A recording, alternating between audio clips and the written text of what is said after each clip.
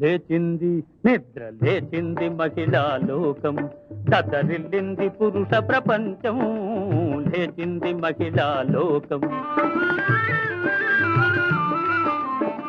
ఏమండి, అలా లాడ్లో నుంచోకపోతే నాకు కాస్త హెల్ప్ చేయొచ్చుగా. నాకు పనులు చెప్పొద్దని నీకు 100 సార్లు చెప్పాను. ఒక్కదాన్ని ఎన్నని చేయను. వంటింట్లో కాస్త సాయం చేస్తే ఏం పోయిందట. నేనేమైనా వంటింటి కుందేలు అనుకున్నావా?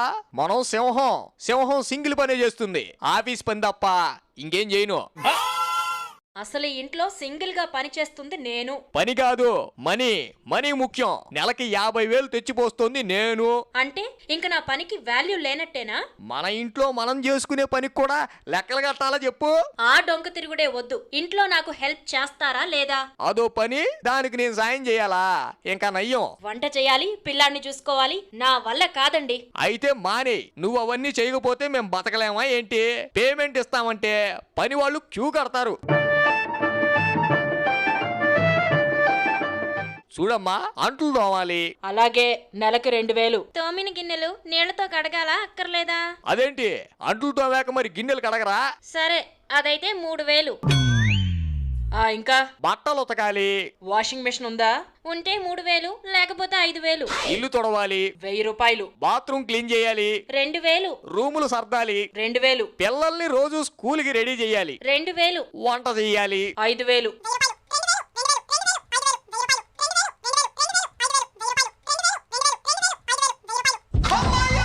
అయ్యి బాబోయ్, అన్ని పనులు కలుపుకుంటే 60,000 దాటిపోయేలా ఉందే. ఇంకో condition, Sunday, second Saturday holidays మాకు. పండగలకి పబ్లిక్ హాలిడే. మీ పని మీదే. అబ్బో, మీరక్కర్లేదులే అమ్మా, మా ఊరు నుంచి పని మనిషిని తెచ్చుకుంటాను. హలో రావులమ్మా, ఎలా ఉన్నావు? ఇక్కడ హైదరాబాద్ లో మన ఇంట్లో పనుంది, పిల్లోడిని చూసుకోవాలి. ఏంటి, ఫ్యామిలీ ప్యాకేజా? ముగ్గురు వస్తారా? ఎందుకు? తలో 20,000? అబ్బా, ఎంత సింపుల్ గా చెప్పావు. ఎందుకట అంత అమౌంట్?